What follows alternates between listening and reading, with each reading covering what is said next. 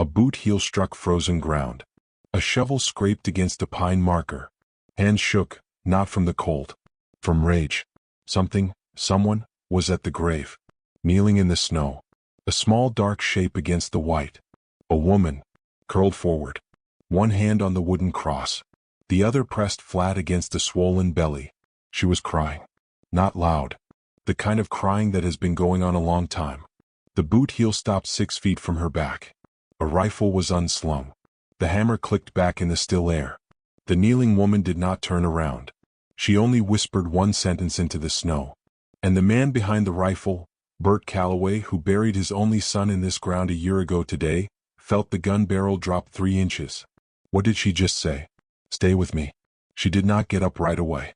For a long moment she just knelt there in the snow, both her hands pressed flat against her belly, breathing slow. Like she was waiting for the courage to turn around. Or maybe waiting to find out if the man behind her was going to use that rifle. When she did finally turn, Bert Calloway saw her face for the first time. She was young. 22, maybe 23. Thin in the way young women are not supposed to be thin. Her cheekbones were scraped pink and white from frostbite. Her lips were cracked. Her hair was the color of wet straw and most of it had come loose from whatever pin had been holding it. She wore a coat that was 2 sizes too small to button over the swell of her, and underneath the coat was a thin gray dress that had seen better winters than this one. But it was her eyes that stopped him. They were not afraid of the rifle. They were not even surprised by it. They were just tired. The kind of tired that doesn't sleep off. Stand up, Bert said. His voice came out rougher than he meant it. He hadn't used it much in the last year. She tried to stand. She got one boot under her and her balance went sideways and she would have gone down into the snow if Bert hadn't taken one fast step and grabbed her elbow. He felt how thin her arm was through the coat. Like grabbing a fence post wrapped in cloth. He let go of her like she'd burned him. How long have you been out here? He said. Since this morning. It's near dark. I know. You'd have froze to death by midnight. She didn't answer that. She just looked back at the wooden cross. Bert lowered the rifle the rest of the way and slung it over his shoulder. He stood there in the falling snow and he tried to be angry and he could not quite find the anger anymore. The anger had been the only thing keeping his blood moving for a year, and now this woman had walked onto the worst piece of ground he owned and put a crack in it. Walk, he said. Where? To the house. You'll freeze out here, and I am not in the mood to dig 2 graves this winter. She looked at him a long second. Then she nodded once. They walked back through the snow together. Slowly. He had to slow down twice to let her catch up.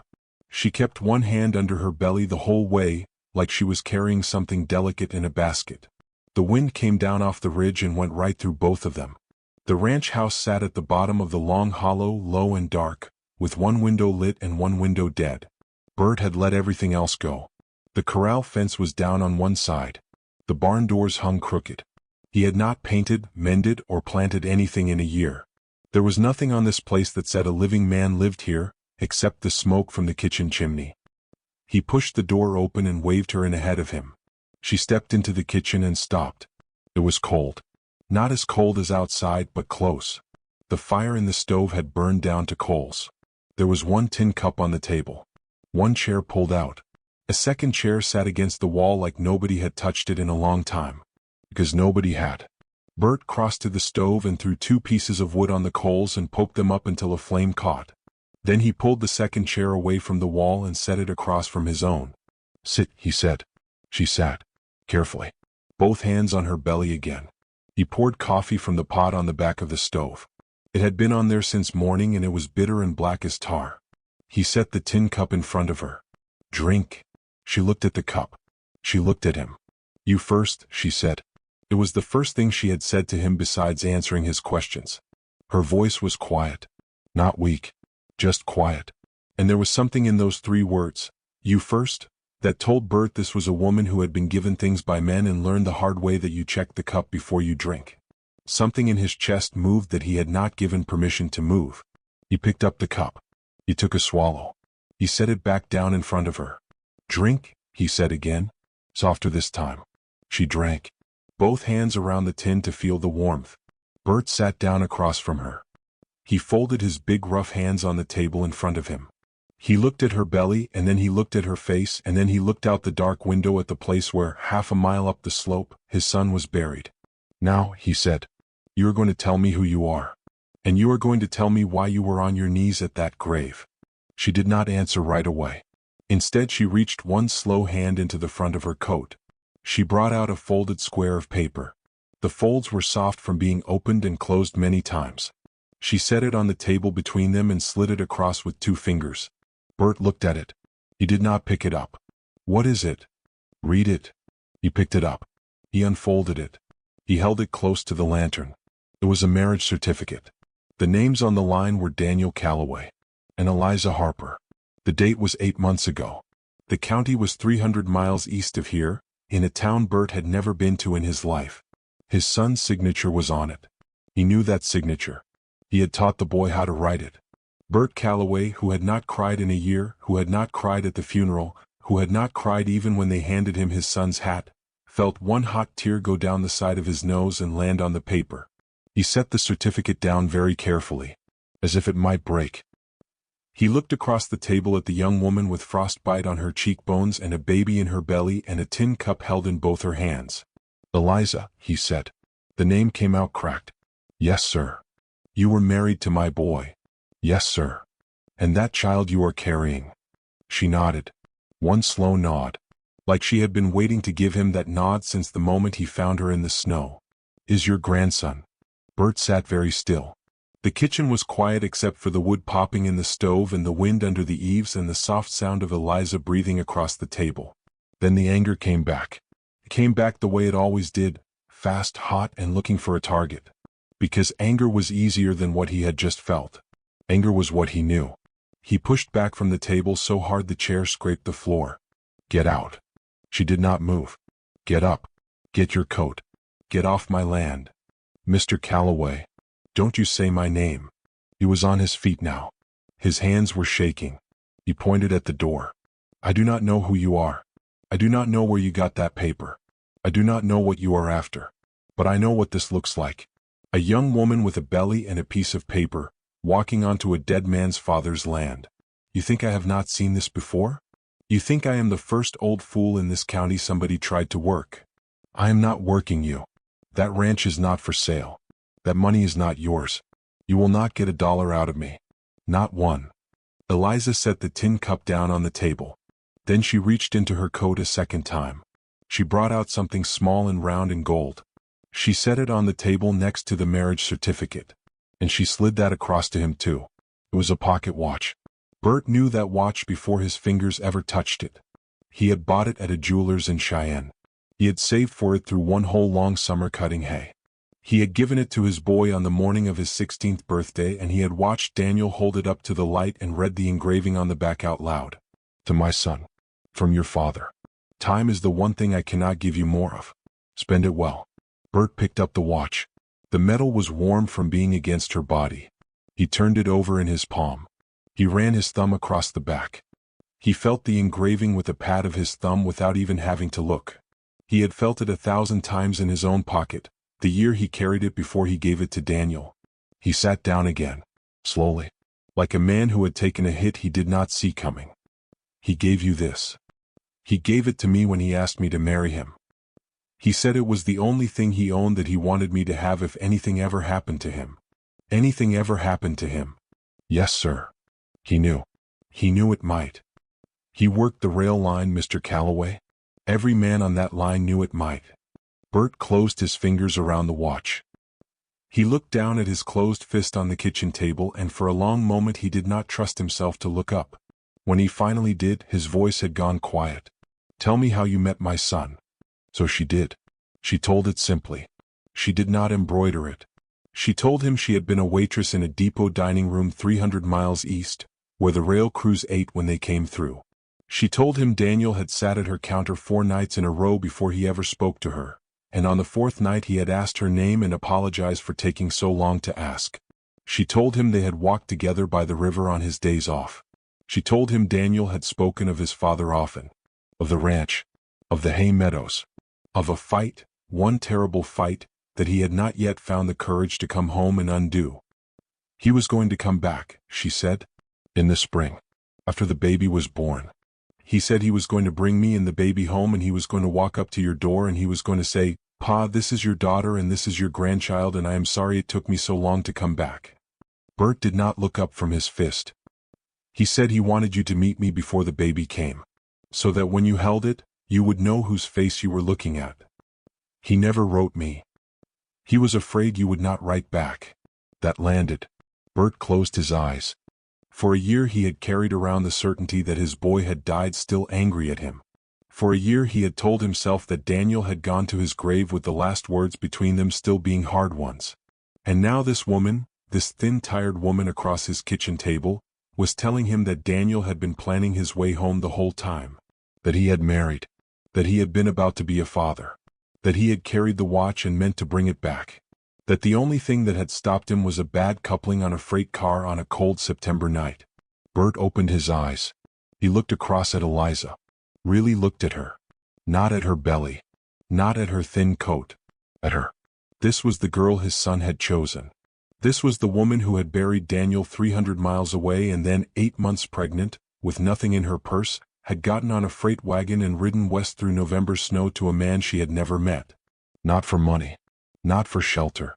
To stand at her husband's grave so the baby inside her could be near its father one time before it was born. This was the mother of his grandchild. Bert cleared his throat. It took him 2 tries. "You can stay the night," he said. "Thank you." "In the barn. There is clean straw in the back stall and there is a horse blanket on the peg. You will be warmer there than in this house, because that stove is the only thing in here that works." "Thank you, Mr. Calloway." "Don't thank me yet." He stood. He took down a kerosene lantern from a nail by the door. He lit it. He handed it to her along with the folded horse blanket from the bench. "There is a milk cow in the second stall," he said. "She is gentle. She will keep the place warm. Do not be afraid of her in the dark." "I won't." "And there is a bucket of water by the door. It is fresh from this afternoon." "All right." She got up slowly. She gathered her coat around her belly. She took the lantern in one hand and the blanket in the other, and she walked to the door. At the door she stopped. She turned back to him. "He loved you, Mr. Calloway. He talked about you every single day." Then she went out into the snow. Bert stood in the middle of his kitchen for a long time after the door shut behind her. He looked at the marriage certificate on the table. He looked at the pocket watch in his hand. He looked at the empty second chair. He sat down, slowly, in his own chair. He opened his fist and laid the watch flat on the table in front of him. It had not run in a year. He had not had the heart to wind it. It had sat in a drawer beside his bed every single night since the funeral, dead and silent, because winding a dead boy's watch felt like a lie. But it was in his hand now, and his hand was already moving. He fitted his thumb and forefinger to the little crown on top. He wound it. 1 turn, 2, 3, 4, 5. He held it up to his ear. And in the quiet kitchen, for the first time in a year, Bert Calloway heard his son's pocket watch ticking. His shoulders came down. A small hard knot somewhere behind his breastbone, a knot he had carried so long he had forgotten it was a knot. That knot eased. Just a little. He put the watch in his shirt pocket, against his heart. He looked at the empty chair across the table. "All right, boy," he said softly. "All right." He sat there a long time. The fire crackled. The snow tapped at the window. The watch ticked against his chest. For the first time in a year, Bert Calloway thought about tomorrow. He would put her on the morning stage. He would give her some money. Enough to get her back east or to a town with a doctor, or wherever she wanted to go. He would tell her she could write him about the baby. He would tell her, and the thought made his throat tight, he would tell her the child was welcome on this ranch any time. He would do right by his boy. Tomorrow. He almost smiled. And that was when he heard her scream. It was not a scream like a woman who has seen a snake. It was a scream like a woman whose body has just betrayed her. Bert was on his feet before he understood that he was. The chair went over backward. He grabbed his coat off the peg and he did not stop to button it. He grabbed the second lantern from the table and he was out the kitchen door in 3 strides. The snow was coming down sideways now. The barn was 60 feet from the kitchen door and he could barely see it. He kept his shoulder into the wind and he ran with his head down and the lantern swinging hard against his thigh. He hit the barn door with his shoulder. Inside, the milk cow had turned in her stall to look. The lantern light jumped across the rafters. And there, in the straw of the back stall, Eliza was on her side, one hand white-knuckled on the slat of the stall, the other pressed hard against her belly. She looked up at him. "It's coming," she gasped. "Mr. Calloway, the baby? It's coming. It can't be coming. You said you were not due till—" "I know what I said." She bit down on whatever was next and her whole body went rigid. The contraction rolled through her. He watched it go. When it passed, she sagged against the slat and breathed in short, sharp gasps. 6 weeks early, she whispered. The cold brought it on. Bert set the lantern on a hay bale. He crouched down beside her. "Listen to me. I am going for the doctor. There is no time. There is time. I can ride." "There is no time, Mr. Calloway." Another contraction took her. She made a sound he had not heard since his own wife had died, bringing Daniel into the world. He stood up. He grabbed the horse blanket. He grabbed the bucket of water. He stripped off his coat. He rolled his shirt sleeves to the elbow. He was 70 years old. His hands were shaking. He had not held a baby in 40 years. But he had brought 100 calves into the world on this place, in worse weather than this, alone in barns colder than this one, and he had not lost one of them yet. He knelt down in the straw beside her. He took her hand. "Eliza, look at me." She looked at him. "I'm not the doctor you wanted. I'm not even the man you wanted. But I am the man who is here. And I am not going anywhere. Do you understand me?" "Yes, sir." "You hold on to my hand. You hold on tight. And when I tell you to push, you push. And when I tell you to breathe, you breathe. We are going to bring this baby into the world together. You and me. Right here. Are you with me?" "Yes, sir." "Say it again." "I am with you. Good girl. And listen. If you are still here with me, riding through this snowstorm in the barn with Bert and Eliza, do me one small thing. Tap that subscribe button. Because the next part is the part this whole story has been walking toward, and I want you here for it. Now stay with me. We're going back to the barn. The next hour was the longest hour of Bert Calloway's life. The wind tore at the barn boards. The cow stamped in her stall. The lantern flickered every time a gust came through the cracks. He kept feeding it kerosene from a tin he found on the wall, because he knew if that lantern went out, he was going to be doing this in the dark. He talked to her the whole time. He had not talked this much in a year.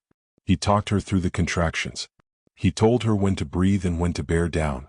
He held her hand when she squeezed it so hard he thought his fingers would break, and he did not let her see his face when the squeeze hurt him. He wiped her forehead with a folded piece of his own shirt that he tore off at the shoulder. He told her about her husband. He told her how Daniel, at 4 years old, had ridden a calf across the yard like it was a saddle horse and had broken his arm doing it and had cried less about the arm than about not getting to do it again. He told her how Daniel at 12 had brought home a hawk with a broken wing and kept it alive on raw meat for a month in the back stall of this very barn. He told her, when the pain got bad, how Daniel as a young man had once, in the middle of a haying season, stopped the whole crew to carry a turtle across the road. "He was a good boy," Bert said. "He was a good boy who became a good man, Eliza." "I know," she whispered. "And he was coming home." "I know that too." Then a heart contraction took her and she could not talk for a long time. Halfway through the hour, the lantern went out. The kerosene tin was empty. He had used the last of it 20 minutes before. The barn went dark except for the faint blue of the snow through the cracks in the boards. Bert heard Eliza make a small sound. A sound that was not a contraction. A sound that was fear. "Eliza." "Mr. Calloway, you listen to me. The light does not matter. I have brought calves out of cows on nights blacker than this. I do not need to see what my hands already know. Do you understand me?" "Yes." "You keep your hand in mine. And we keep going."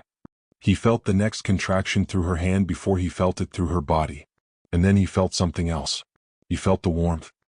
He had been a rancher long enough to know what warmth on his hand in the dark of a barn meant. She was bleeding. He did not tell her. He talked instead. He talked steady and slow and easy, like a man calming a young horse. He told her she was doing fine. He told her the baby was almost here. He told her to push when the next one came. The next one came. She pushed. He felt the small wet shape come into his hands in the dark. He felt for a face. He felt a nose. He felt a tiny open mouth. The baby did not cry. Bert knew the silence of a newborn that does not cry. He had heard that silence once before in his life, and the second time had not happened only because he had blown his own breath into a newborn calf's mouth on a freezing night 30 years ago and brought the thing back from wherever it had been going. He laid the baby across his forearm. He rubbed the small chest with the rough flat of his thumb. He talked to it. Come on now. Come on, you stubborn little Calloway. You did not come 300 miles in your mother's belly to quit on me in a dark barn. Cry for your grandfather. Cry, boy. Cry. The baby did not cry. Bert put his mouth against the tiny mouth. He blew. Soft. Then again. He rubbed the small chest harder. Cry, Daniel. Cry for your daddy. He is listening. He is right out there on that hill, listening. Cry so he can hear you. The baby cried. It was the smallest, thinnest, most furious cry Bert Calloway had ever heard in his life. It was the most beautiful sound he had ever heard in his life. He laughed. He laughed out loud in the dark barn with a newborn in his hands and tears running down his face into his beard. He laughed the way a man laughs when something he thought was over turns out not to be over after all. He wrapped the baby in the horse blanket, clean side in, dirty side out, the way you wrap a calf when the cold is coming on hard. He laid the bundle against Eliza's chest in the dark. It's a boy, he said. She was crying. He could hear her crying. Is he? He is fine. He is small. He is mad as a wet cat. He is fine. Oh, you did good, girl. You did so good. He worked on her in the dark for another long stretch. He stopped the bleeding the way he had learned to stop it on cows, with steady pressure and quiet hands. By the time the first gray light came in through the cracks of the barn, the bleeding had eased and Eliza had fallen into the dead sleep of a woman who has nothing left in her. The baby was warm against her chest, breathing. Bert sat back in the straw beside them. He looked down at his hands. They were shaking. They were covered in blood and birth and straw. He had not prayed in a year. He had cussed God out loud at the funeral. He had told God to his face that he was done with him. He prayed now. He prayed quietly in the dark of the barn, with the smell of straw and afterbirth and kerosene around him and his grandson breathing 6 feet away. He said thank you. That was the whole prayer. He said it 3 times. When the sun came up, he stood. He covered Eliza and the baby with 2 more blankets from the tack room. He banked the stove in the kitchen all the way up so the house would be warm when he carried them in. He saddled the mare. He rode 3 miles through breaking light to the nearest neighbor, who had a sled, and he came back with the sled and brought his daughter-in-law and his grandson home to the house. The doctor finally got through 2 days later when the roads opened. He examined Eliza. He examined the baby. He looked at Bert over the top of his glasses. Mr. Calloway, by rights this woman should have bled out and this baby should not be breathing. I do not know what you did out in that barn. But whatever it was, it worked. Bert did not answer. He just looked across the kitchen at Eliza, propped up in his own bed in the next room, holding the small bundle of his grandson against her shoulder. He said, "What do we name him?" It was the first thing he had said all morning. Eliza looked down at the baby. She looked at Bert. "I thought," she said softly, "we might name him Daniel." Bert nodded. He could not speak for a moment. When he could, he said, "Daniel Bert Calloway. Daniel Bert Calloway. If that suits you." "It suits me, Mr. Calloway." "Bert," he said. "Just Bert." She smiled. The first smile he had seen on her face since he had found her in the snow. "Just Bert," she said. Spring came late that year the way it does in high country. But it came. The snow pulled back off the ranch in stages. First off the south slopes. Then off the meadow. Last off the long-shadowed places along the creek. The wildflowers came up in the hollows. The cottonwoods along the water turned a soft new green. The mare foaled in April. The cow freshened in May. The ranch came alive. So did Bert. He fixed the corral fence first. Then the barn doors. Then the painted trim on the kitchen window that his wife had loved 40 years ago, and that he had let go gray. He hammered and painted and mended for weeks, and every night he came in tired and hungry and sat down at a kitchen table that was no longer set for one. Eliza cooked. Eliza mended. Eliza sang to the baby in the next room while she shelled peas at the counter. Bert found, to his own quiet astonishment, that the sound of a woman singing in his kitchen did not break his heart the way he had been certain it would. It did the opposite. It put his heart back together a little every day in small careful stitches. Little Daniel grew. He was small at first. smaller than he should have been. But he had Callaway lungs and a Callaway appetite, and by the time the first wild plums bloomed, he was a solid red-cheeked thing with a fist of black hair and a habit of grabbing at any beard within reach. Bert had a beard, so Bert got grabbed a lot. He did not mind. In June, the doctor's wife came out from town to see how Eliza was getting on. She walked into the kitchen and she looked Bert up and down and she said, "Mr. Callaway, I do not know what these two have done to you, but you look 10 years younger than you did at Christmas." Bert grunted. But after she left, he looked at himself in the small shaving mirror by the wash basin. And he saw it too. He saw a man whose shoulders were not up around his ears anymore. He saw a man whose mouth was not clamped in a hard line. He saw, faintly, the man he had been before he buried his boy. The man Daniel would have recognized. He stood there a long time. Then he turned and walked out into the kitchen and he said, "Eliza." "Yes, Bert." "Get the baby. Wrap him warm. We are going for a walk." She knew where. She got the baby into the blue knitted blanket. She got her own shawl from the peg. She took Bert's arm at the kitchen door. They walked out across the yard, past the mended corral, past the painted window, up the long slow slope toward the rise at the edge of the meadow, where the wildflowers were thick that year, where the wooden cross stood. They came to the grave together. Bert took off his hat. He held it in both hands against his chest. He looked down at the marker for a long moment. Then he started to talk to his son. He talked simply, the way he had used to talk to Daniel when Daniel was little and they had ridden out together to check the herd.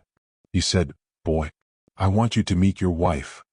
He said, "And I want you to meet your son." He said, "He has got your chin. He has got your mother's hands. He is loud as a brass band when he is hungry. I figure he gets that from you too." He stopped.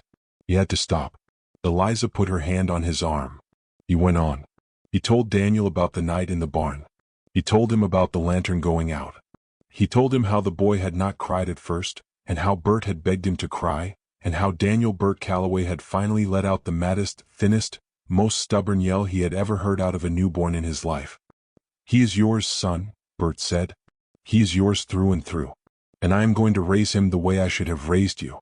Slower, softer, with more listening and less yelling. I am sorry I did not get to tell you that to your face. I am telling you now." He stopped again. The wind moved across the meadow. The wildflowers nodded. "I forgive you, boy," Bert said quietly, "for leaving the way you did. And I am asking you, wherever you are, I am asking you to forgive me. For making you feel like you had to." He stood there a long moment. Then he put his hat back on. He looked down at Eliza.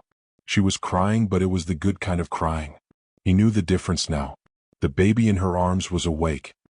He was looking up at Bert with two wide, solemn blue eyes. He reached one tiny hand up toward the brim of Bert's hat. Bert bent down. He let the small hand close around the brim. The baby laughed. Bert Callaway, who had come to this grave on a winter day with a rifle and a heart full of nothing, stood there on a spring afternoon with his daughter-in-law on his arm and his grandson's hand on his hat, and he understood something he had not understood in a long time. He was not at the end of his life. He was at the beginning of the second half of it. He smiled down at the small face in the blanket. He touched one rough finger to the soft cheek. "Come on then, partner," he said. "Let's get you home." They turned, the three of them, and they walked back down the slope together. Through the wildflowers. Past the mended fence.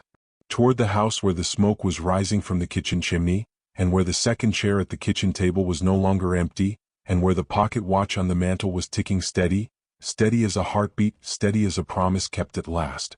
Behind them, the wooden cross stood quiet in the meadow. It was not the end of something anymore.